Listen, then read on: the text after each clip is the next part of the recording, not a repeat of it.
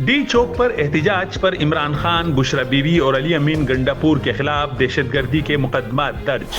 PTI क़यादत कारकुनों को police हमलों, अगवा, कार्य सरकार में मुदाखलत, दफा 144 की खिलाफ वर्जियों के इल्जामात का सामना। इस्लामाबाद में पीटीआई क़यादत समेत हजारों कारकुनान के खिलाफ संगीन मुकदमा दर्ज कर लिए गए।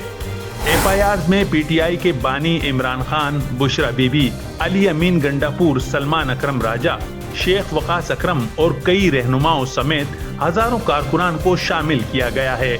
दहशतगर्दी, असेंबली एक्ट की खिलाफ वर्जी, पुलिस एहलकारों पर हमले समेत दीगर संगीन नौयत की दफात भी शामिल की गई हैं। Inspector general of police Islamabad Syed Ali Nasir Rizvi ने बयान किया कि गुज़िश्ता 3 दिनों में कुल 954 मुजाहिरीन को गिरफ्तार किया गया है। 200 से जायद गाड़ियां और कलाशनकोव समेत 39 मुख्तलिफ किस्म के हथियारों को कब्जे में लेने का भी दावा किया गया है। आईजीपी के मुताबिक एहतिजाज में जख्मी होने वाले 71 अफराद में से 52 कानून नाफिज करने वाले इदारों के एहलकार हैं। उधर पीटीआई के बानी और चेयरमैन की अहलिया बुशरा बीबी के इस्लामाबाद से फरार की वीडियो सामने आ गई। वीडियो में देखा जा सकता है कि बुशरा बीबी को अली अमीन गंडापुर की गाड़ी में बहिफाजत मुंतकिल किया जा रहा है।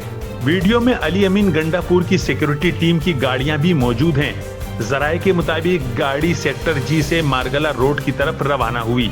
जराये का कहना है कि बुशरा बीबी ने गाड़ी का टायर फ्लैट होने के सबब गाड़ी तब्दील की। पीटीआई रहनुमा सरदार लतीफ खोसा के मुताबिक हुकूमत बानी को रिहा करने पर तैयार थी। हमारा मुतालबा फौरी रिहाई का था, फिर कुछ लोगों ने तखरीबकारी करके मामला खराब कर दिए। सेनेटर फैसल वावड़ा ने कहा है कि पीटीआई पर जल्द पाबंदी लगने वाली है। एहतिजाज के रोज पीटीआई की लीडरशिप कहाँ थी? एक खातून ने कहा कि डी चौक जाऊंगी, फिर वहां से फरार हो गईं।